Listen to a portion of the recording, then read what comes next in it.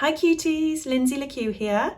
I wanted to introduce the video that's coming up next because it was a podcast I recorded a few years ago about the journey I went through going through infertility and IVF, and it just felt so relevant to share that again now because it is such a roller coaster journey I went through, and it really required me to reach deeply into myself to find some techniques to be resilient and keep my head in the game, keep my emotions stable.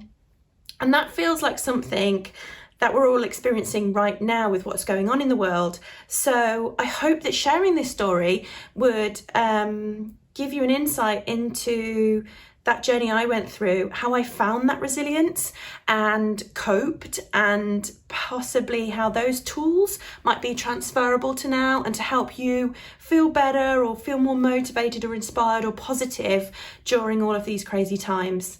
So I hope you enjoy the podcast, and I really look forward to recording more videos for you soon about mindset, positivity, and getting through this through our own choices. So take care, stay at home, stay safe, and I will see you again soon, guys. Hey everyone, this is Lynsey Lekeux recording for you today for our Diablo and Lekeux podcasts, where we coach you to become your own badass. So I'm starting my podcasts back up again after a bit of a break, which I'll explain why we've had a break from them. To start at the beginning really and talk to you a little bit more about my history and why I set up my business, why me and my sister Diablo Rose also set up our new venture Diablo and Lekeux, and a little bit more about my personal journey, which I think has contributed a lot to why I set up Diablo and Lekeux and why I'm really passionate about coaching other women, and why I believe that adversity doesn't have to be something that blocks you or stops you from creating the dream life that you want, and what I've been through and the heartbreak that I've experienced and what I did during that time to get through it, and also what I've learned from it. So I'm going to start off telling you a little bit more about where I came from. I started my business about 11 years ago now, but prior to that, I did something completely different. I was always massively interested in business at school. I did Young Enterprise, which I think is the most amazing scheme, and it certainly ignited my passion. So if you're in the UK, look that up. It's such an amazing thing if you know a young person in your life to get involved in. And it taught me the basics of running a business. And I remember going into that room thinking to myself, with this group of other colleagues from my school and other schools, if they don't make me managing director of this school business enterprise project, I'm walking out. I was that determined that I wanted that kind of life, and this was my first step of doing that. And luckily I managed to convince them, and we set up a little business doing a modelling agency, and we won a few rounds in the competition and in the UK for young businesses, and I absolutely loved it. And even before that, I remember setting up my own jewellery stands at the school craft fairs, and going with my granny in her hometown in Stratford to a little jewellery bead shop and looking at the price of these beads and thinking, these are 1p and 5p and 10p. If I make these all up, I can sell something that cost me 20p for £2. And even at 10, 12, whatever age it was, that transactional nature excited me. The thought that I could buy something for one price, add my own value to it, and sell it for more.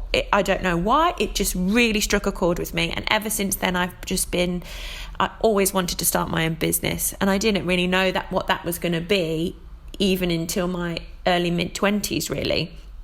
So stepping forward a little bit, I did business studies at A-levels. I went on to do business and management degree just outside London, and did a year in industry, and that landed me in public service of all things, which wasn't the direction I knew I was going to go in to start off with. I worked in the Mayor's office, the Greater London Authority, and I worked on project management, and that struck a chord with me as well. I loved the organisational nature of things. I loved bringing all different teams together and creating something of greater value from all of them and the skills it taught me. I really went down the Prince 2, and anyone from that corporate background will know what I'm talking about. Lots of, really went down the path, a lot of management and corporate philosophies and techniques, and kind of got a taste of that. Finished university and got a job in public service again. I worked for a local authority in Warwickshire, and within that team I was in an internal consultancy, so I would be part of a team going into other areas of the council and essentially finding efficiency savings, which I love the idea of.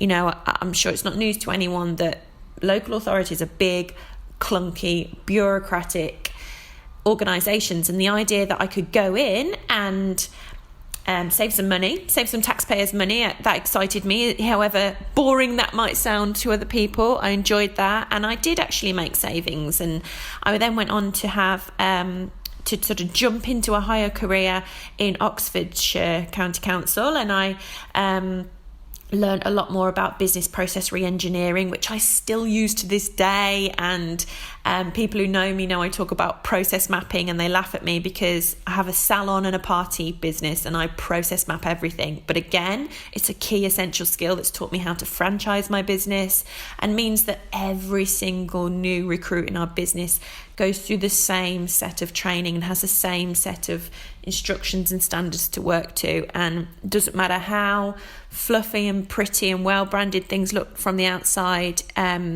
especially in my industry in beauty, etc.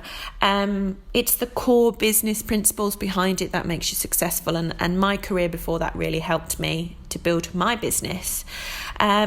So I developed into a program manager role where I'd manage other projects as well, which I loved. And then I went into another project management role in employment services, so again public sector but out of local authority, and I did that for a year. And I was working from home, and I travel all over the country, going to factories and working with people from so many different disciplines, kind of teaching them how to use business principles to improve how efficient they were with spending their budgets and everything like that. And I loved all that work, but there was still this fire in my belly to start my own business, and I started to do things on the side.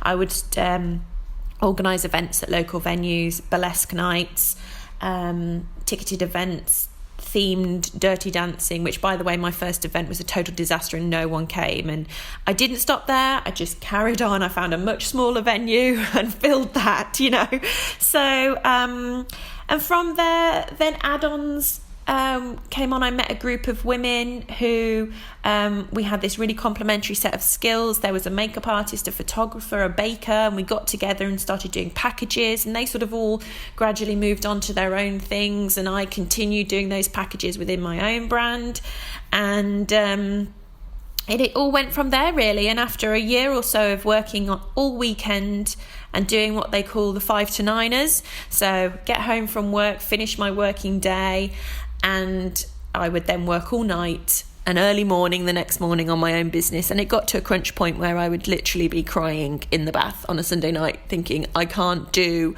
early start events all weekend, lugging things all over the country, and then go to work again on Monday and then work on my business again at night. And luckily we were in a position where my husband could support me to quit my job, and I went from a really high salary to whatever I could pay myself at the end of the month from the business. And I truly believe quitting my daytime job and taking that massive step gave me the space and brain space, I believe, to work on my business. And I had to make that decision to go from being able to afford whatever we wanted and move from a big house in the country back to our little house in a town, and that was a lot cheaper, and those sacrifices were worth it because I've been able to build the business and we've moved again. So that's essentially what happened from my career to my business, and the business has grown thankfully from strength to strength. I moved into my first premises a few months after, or a year after quitting my main job, and we moved into the custard factory in Birmingham, where we still reside now in a different unit. And that was successful for a couple of years, ploughed all my heart and soul. I mean, I sacrificed my social life. My poor husband was neglected. I was so stressed out in a lot of ways, even though from the outside people looked like I was burning the candle at both ends, and I'm sure it looked to them like that I was working too hard, but it was so important to me to build that, and my passion made it enjoyable for me. So if you're doing this and you look and people keep telling you you're working too hard or you're making yourself stressed out, my advice is don't listen and do what makes you happy and do what drives you. And if that drive sometimes does create what might look like stress to the outside world, believe me, putting that time in early on means you can live the life you want later on, which I'm thankful that I'm at now. So and then we opened up another branch in Leeds, and my sister had come into the business a year or two before, was doing loads of different things. My sister is Diablo Rose, who now has built her own incredible brand as well and is still a big part of the Lekeux business. And we started working together, and she started inputting all her graphic design expertise. That's what she did at uni. And also makeup artistry, which she had a natural talent for, and hair. And I have to say, I obviously started teaching her hair. She's obviously gone above and beyond any skill set I had at the start. But we started off that way, and she just ran with it. And so she was, working events with me every weekend in a job that she didn't enjoy, that wasn't her passion. So we took the leap and opened up a salon in her hometown in Leeds, and she's running that, and still to this day is, with the help of another deputy manager now.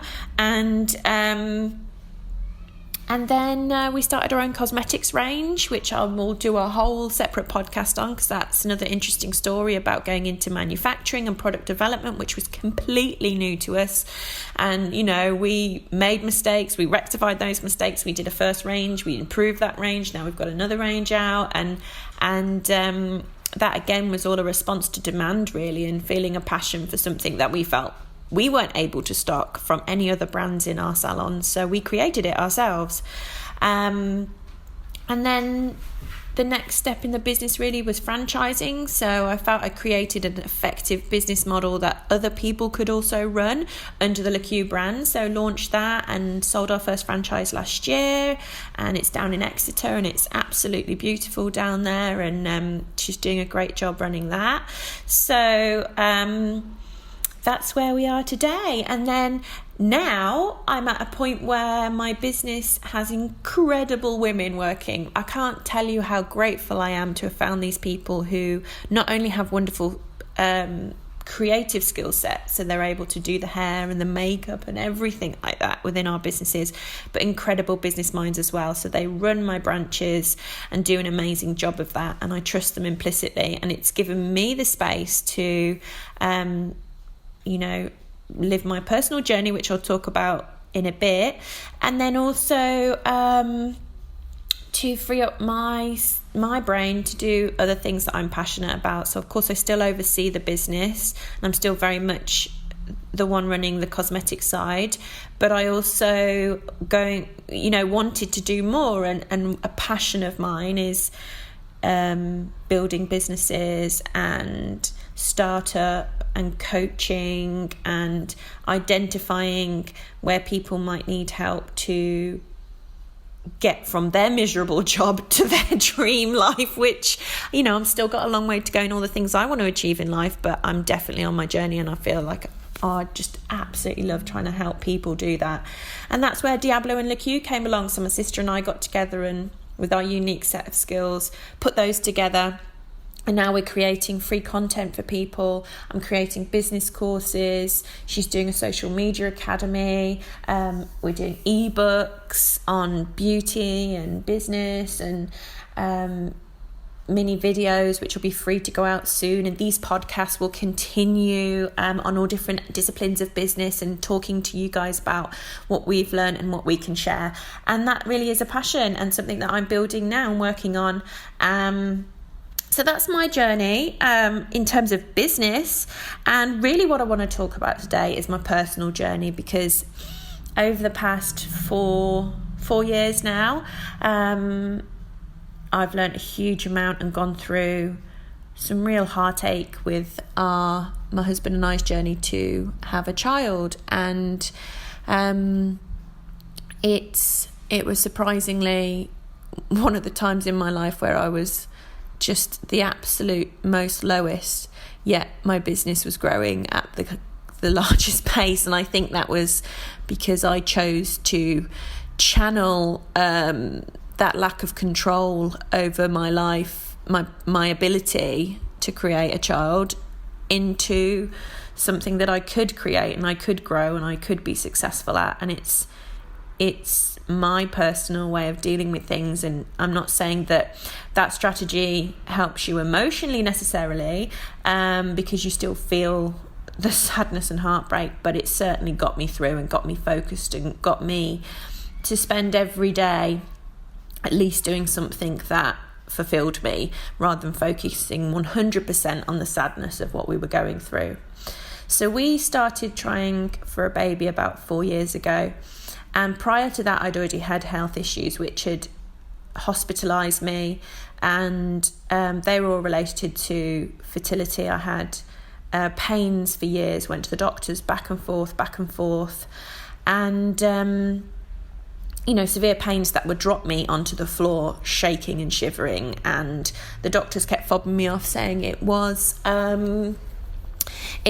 IBS, which they tend to tell you anything, I've spoken to a lot of other people who get fobbed off with IBS, and I said it's not. I know it's gynecological, I know my body. Was referred to specialists. They would do scans and examinations and tell me that everything was okay, and but I kept getting these pains and it seemed to be a mystery. And that went on for about 3 years, to the point where I actually dropped down in the salon on a busy Saturday, and this wonderful girl who worked for someone who was renting the cafe area off me at the time found me in the stock cupboard on the floor and said, "This is not acceptable, you need to get an ambulance." And at that point I had been convinced by the doctors I was going to that the pain I was going through was something I needed to accept and was normal. I was told it was what they call Mittelschmerz, I think it is, where it's middle of your cycle pain. So it was ovulation that was causing that pain. I thought, unless my eggs are the size of hen eggs then going down my tubes, and there's no way that's what the pain is, because it was so excruciating. And so she said no, and she called an ambulance, and I was wheeled off, and luckily it gave me an opportunity to have all the tests going, and they found an absolutely massive cyst in my ovary that had almost strangulated the ovary. So I had to go in for an emergency operation to remove it, and was told that I might lose my ovary. And when they went in, they found extensive amount of endometriosis, which again was undiagnosed and does explain the pain as well that I was going through. And went through that operation, and I remember coming round on the hospital bed, and I was grabbing at my air mask going, "Have you taken it? Have you taken my ovary? Have you taken my ovary?" Because my husband and I had already started trying for a baby and hadn't been successful for a few months, and that, I think, about 4 or 5 months at that point, which obviously wasn't that long, so it wasn't too much of a concern, but I obviously thought this pain might be something to do with that. And I was so petrified of losing my ovary, and I came round and they were going, "Why are you panicking? Why are you panicking?" And all these doctors rushed over, and I was just trying to ask them. Immediately, the moment my brain woke up, I wanted to know the answer. And they said they'd saved it, which was just the most incredible news. And even though they had taken away some of the some of the area, they had saved it, but they'd found endometriosis, which they had lasered off as well. So I was put on drugs which was meant to clear up the endometriosis for a few months, and I wasn't allowed to try during that time. Obviously I couldn't, because of the hormones they put in the body. So that was a frustrating break, but it was hopefully what my body needed. So once I was over that treatment, we went back to trying again, and nothing happened. And we decided to go and get a diagnosis, and we were put through. And through my husband and I, there turned out to be a combined number of health issues between us, which made them put us straight through for ICSI, which is a form of IVF, where they actually inject one of the sperms into the egg because, we needed that extra bit of help between the two of us. So we got put forward for that. And, at first I have to say it was exciting because it hadn't happened for us yet. And I just naively thought this was the solution. You do IVF and you get a baby because they're making one perfectly. They're putting everything together and they're putting it in you and it's just going to work. And boy, was I wrong. So we... anyone who's been through IVF knows that it's just the most minute set of hurdles that you have to constantly leap over. And every time you move a step forward, there's a new set of anxiety over whether you'll take the next hurdle and whether you'll be successful. So, just in a nutshell, IVF involves a few months of hormone treatments where you have to prepare your body and grow your follicles so that they hopefully mature as many eggs as possible. They then remove those eggs under general anaesthetic. And then see whether, they have to check that those eggs are healthy and matured correctly. So you may lose some at that point that aren't appropriate for treatment. They then, from your husband, your partner's, donors, whatever sample, they then fertilise the eggs. So you have this excruciating wait. Where you have to wait for the call to find out whether your eggs have fertilised. And usually, I think the average rate's about 50%, and I think that was about right for us. I can't remember how many they took out now, but I think 6 fertilised. And then once they fertilised, you then have this excruciating wait of 3 days, then 5 days to find out whether they develop. So whether they then start to develop into these little tiny embryos. And we waited and we got 3 to day 5, which day 5 is great because they've got all that way and they're progressed. So we had 3 and they put the strongest one fresh in. And again, the embryologist said to me, you've got a really good chance. These are really good, strong embryos. You're young, you're healthy. I'd hopefully got rid of those problems before, and I hadn't had any symptoms of the endometriosis since. And by the way, I also completely changed what I was ingesting in my body, which is a whole other story on endometriosis. I'd done some research and found out that chemicals in a lot of our products create what they call phytoestrogens, which basically creates a surplus of estrogen or chemicals which mimic estrogen in your system. So shampoos, conditioners, moisturizers, absolutely everything, cleaning products. Also the meat that you eat, if you eat meat, the hormones that they put into meat to make them grow, create estrogen and everything. So I cut all of that out and went completely natural and organic, and I have ever since, and I've never had any symptoms of endometriosis returning. So that for me is a big thing. If anyone wants to contact me to ask me about that, if you're going through it, please do, and I will share everything that I've researched on that. Anyway, so go back to my story. We had 3 embryos, and of those 3 we put in 1 fresh, and I was so optimistic. I'd had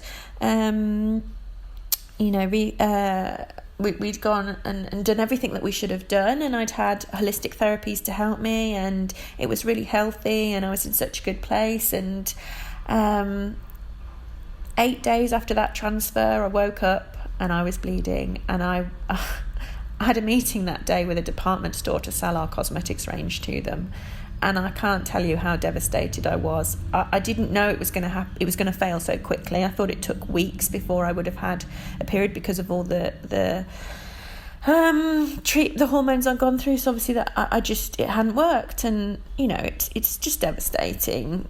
And I got myself up and I got myself dressed, and I drove to London, and I went to that meeting, and inside I was heartbroken and dying, and it was just horrendous, and I was bleeding heavily, and I was stood in front of that woman, and I have to say, I sold the cosmetics range and she was going to go for it. So that was, just shows you can put any face on things, and not just saying that, that you should put a face on things, but the reason why I also say that is because you never know what the women around you are going through, and it doesn't matter how upbeat or sunny that they appear, they could be going through anything heartbreaking. And I that's a big thing that I've learned from this whole experience, is to always be sensitive in what I say and how I act, because you never know what other women are going through.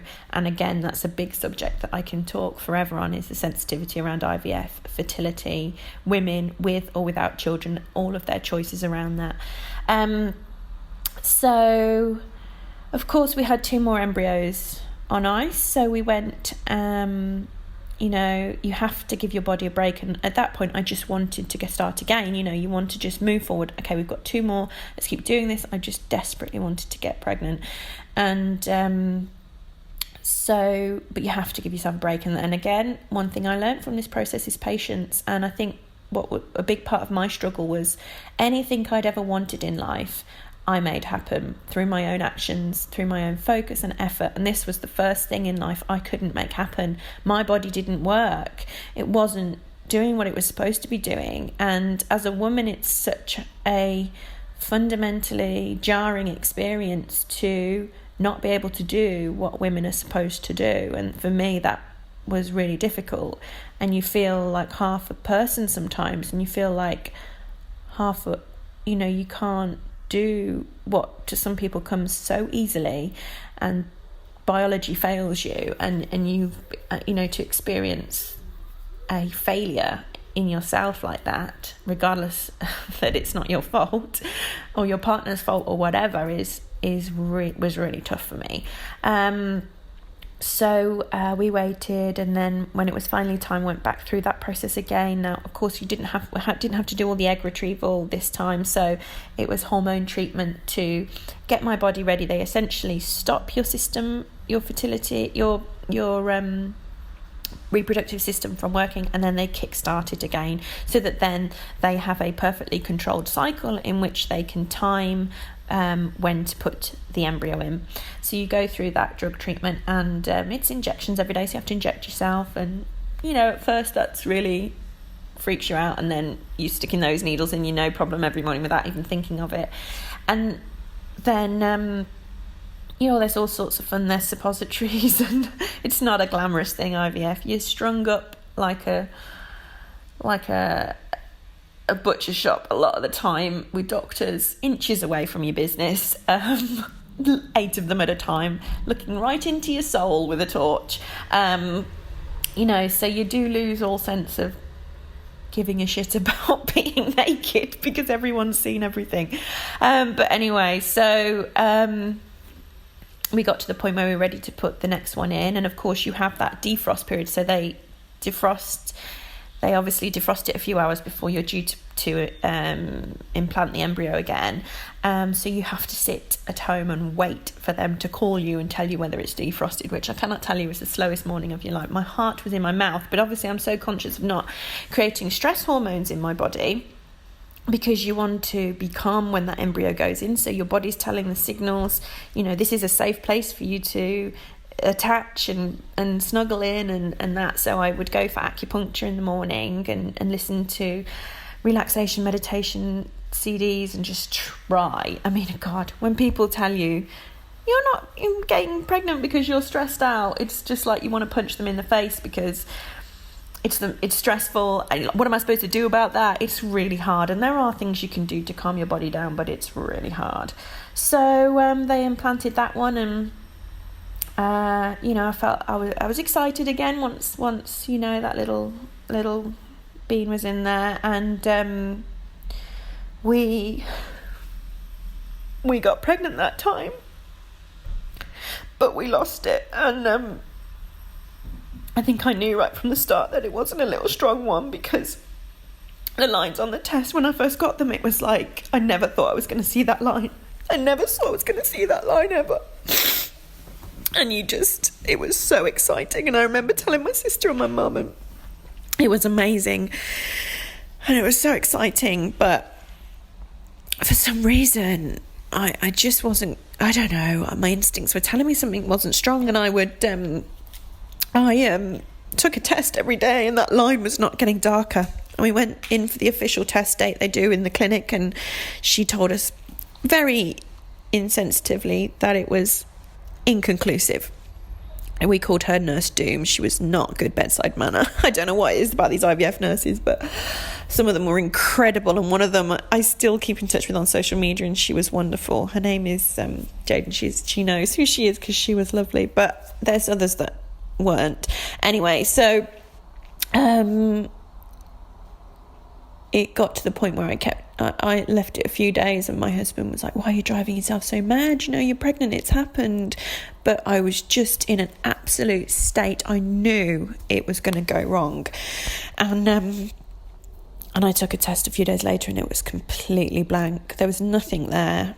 And I knew the little thing had gone. And you know, looking back, I'm blessed that it happened so early for us, because I know women who've been through it later, and God, it's just so traumatic. And so that was heartbreaking, and you know, it's devastating for every woman who ever goes through that, and going through it with the combined knowledge that it's so hard to achieve pregnancy, and then to lose it was just the darkest time. And I had to find a way to get through, and that was when I really started to plough into the business. And I was in this obsessive mode of listening to audiobooks and podcasts of successful entrepreneurs and really driven people, and I started to develop my own really rigid daily routine, because I had to find a way to be happy or find happiness every day. I had to work on myself every day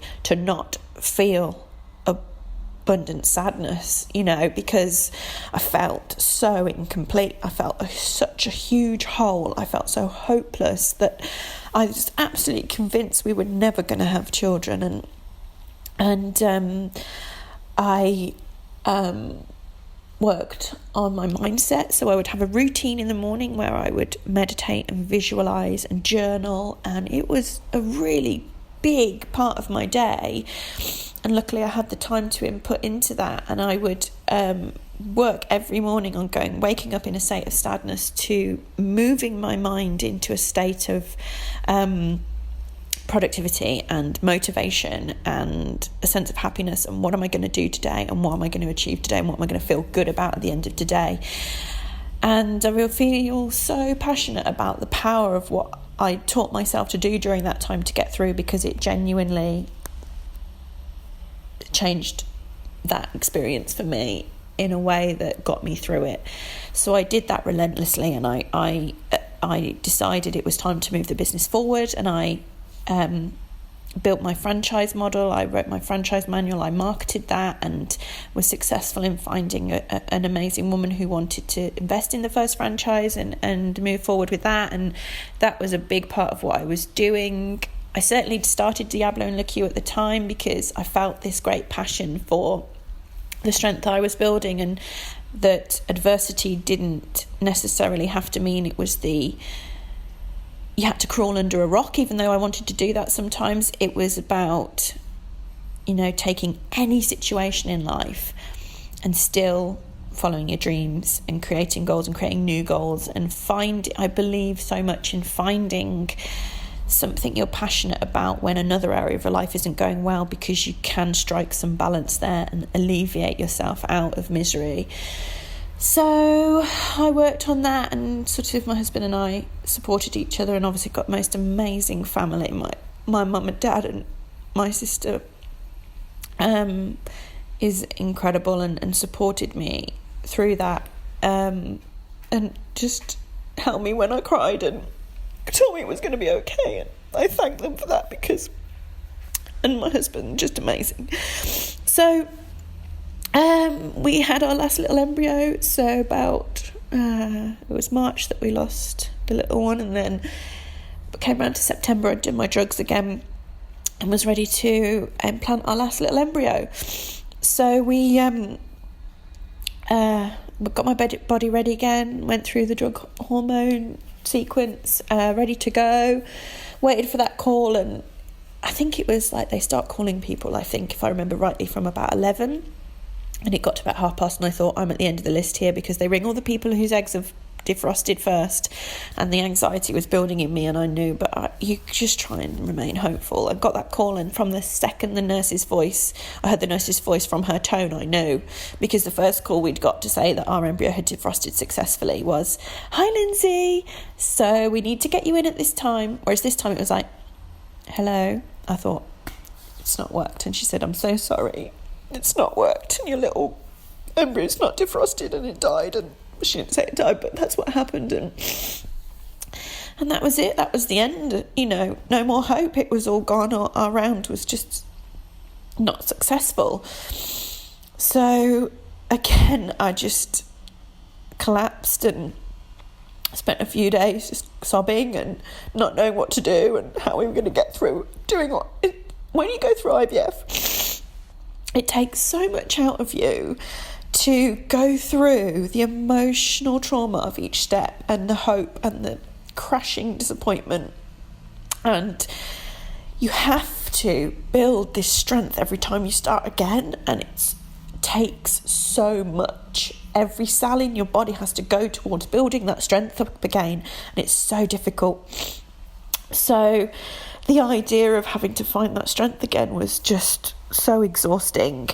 So the week after that, a very good friend of mine, Helena, had always talked to me about business networking, and she'd said, "Come along, and this might be good for you." And she had no idea what I was going through at the time, because I kept it very, very private. I didn't want anyone to know, because I didn't want people to feel sorry for me. I didn't want to be that sad woman in the room. And I understand some people find sharing gives them strength, but for me, the privacy helped me, because, I wanted me, Lynsey, the businesswoman to be that woman in the room when I was with those people. I didn't want them to overshadow what I was doing in my career with this other story that would make people feel sorry for me. And I didn't want people's pity, and I didn't want people's sad little looks, and also there's a great it helped me, because some people when they find out you're going through IVF are great. Some people think they're trying to help, and I will talk another day about. I'm going to do another podcast on what you can do if you know someone in your life who's going through it, because the insensitivities I experienced were really made it sometimes 10 times worse than it was the day before. People love to give you their advice, and it's so unsolicited sometimes, and other people are amazing. So I protected myself by not even giving people the opportunity to be insensitive, even if it was accidental, which, don't get me wrong, it often was. It was just through ignorance of that situation that people sometimes said the wrong thing. It wasn't because they meant it, of course not, and they wanted to make you feel bad, apart from some people I experienced in my life who unfortunately did say, anyway, really bad.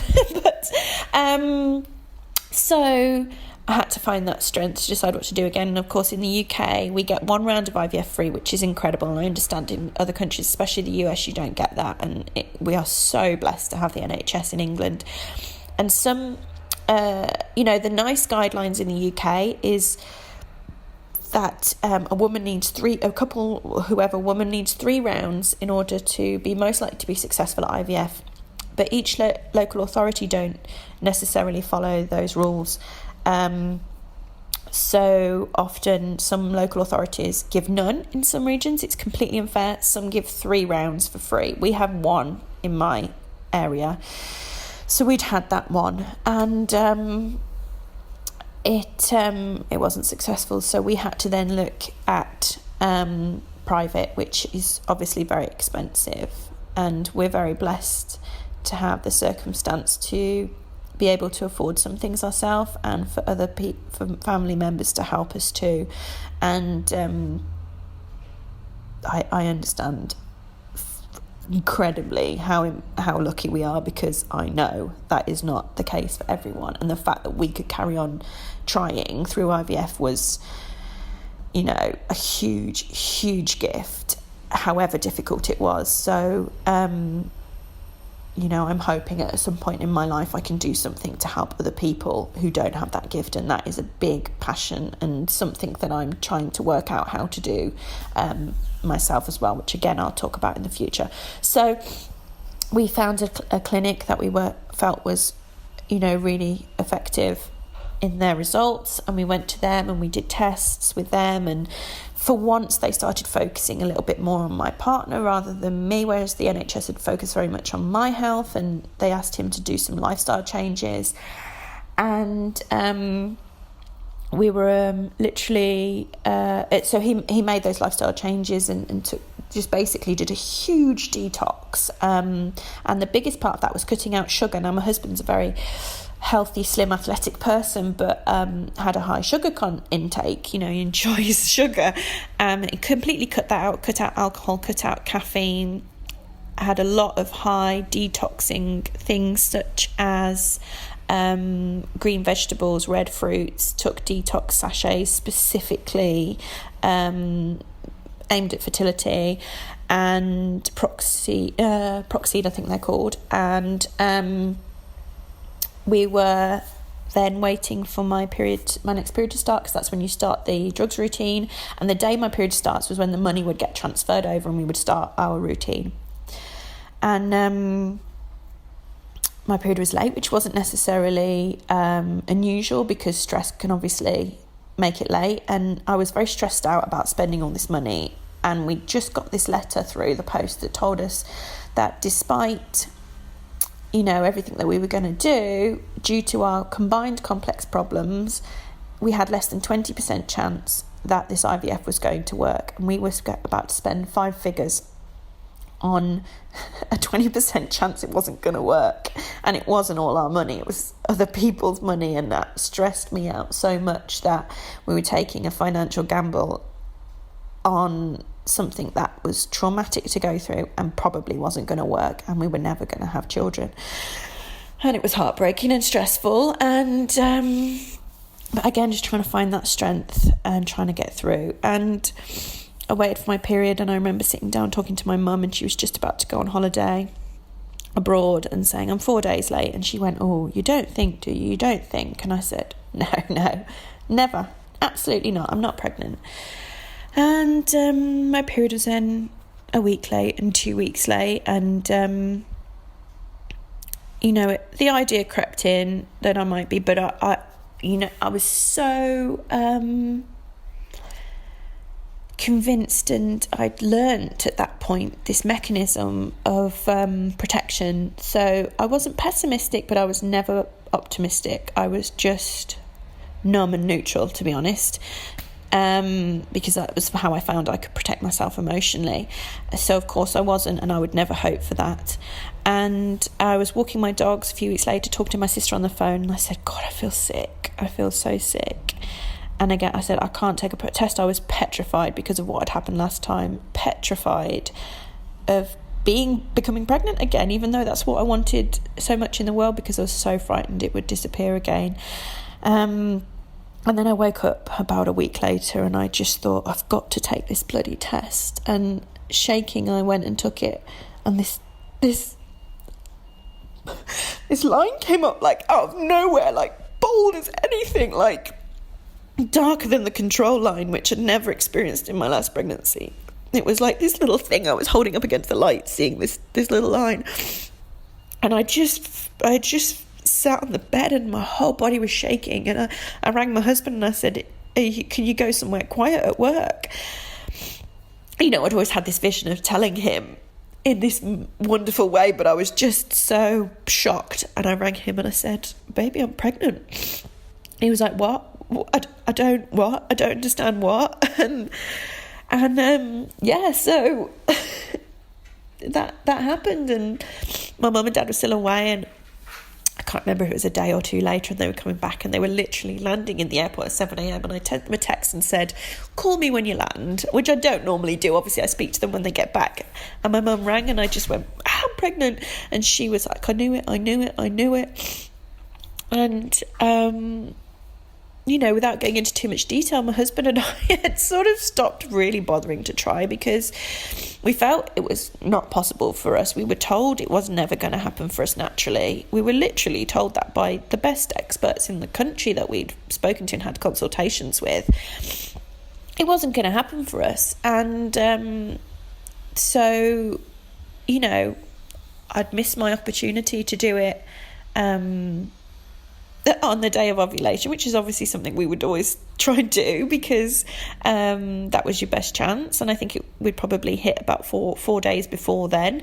And I was at a trade show that weekend that I was ovulating and didn't do it then. So thanks to London Edge, because I think I technically conceived when I was there, lifting things and doing all that, which during IVF I was so careful to remain in this little cotton wool ball, and course biology takes over sometimes. And I'm so sorry for this story if people are still going through their journey, and I am so conscious of talking about pregnancy and so conscious of the fact that we ended that pain within about 3 to 4 years. I got pregnant, and I know that it doesn't happen for everyone, and I apologize from the bottom of my heart if my joy or my discussing our pregnancy and how we got there naturally is painful or hurtful or difficult for anyone else. So I'm sorry for that, because I know that pain, not knowing when it's going to happen for you and people telling you they're pregnant, and it's so hard to deal with. And it's something that I feel very passionate about, that we as women have to be so supportive to other women going through these journeys. And today I'm sitting here recording this podcast looking at the monitor of my 8-month-old little baby girl, who is such a gift. And I want to share my story because I'm a very private person, and I believe that the person that I want to project to the world is this altogether successful rock of a person who just gets shit done and gets on with life. And I'm a happy-go-lucky person, and I hope that I bring positive energy to a room and make other people feel positive too. And I want to share this story because behind the curtains there was all this going on. And my message today is that if you're going through adversity, trust me, you can still create a life alongside that. I don't know how to heal emotional pain. I'm not a psychologist, but I do know how to create satisfaction and self-worth in a situation where you feel such an abundant lack of it in other areas of your life. So that is where my passion comes from, and that's where Diablo and Lekeux comes from. I want to help people strive to create a life that they want and find balance. And now the greatest gift in the world means that I have to really struggle to find balance in my life, because I am who I am, and I'm a mum now, but I'm also still Lynsey, the businesswoman, and I still want to do that every day, and I can't all the time because I'm looking after her, which is joyous. So I have to find a balance, and I have to redefine what my day looks like. I don't have the time to do 2 hours on my mindset anymore because I wake up and I look after my baby.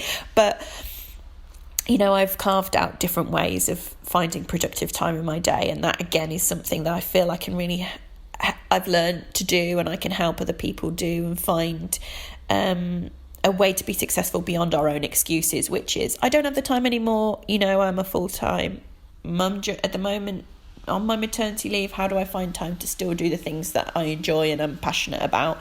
And believe me, I've got a baby who still doesn't sleep that well, so sleep deprivation, short naps. We've only just in the last month or so gotten to, I think she's been asleep for 2 hours and 10 minutes now in a morning nap, and that's when I find the time to do things like this. So I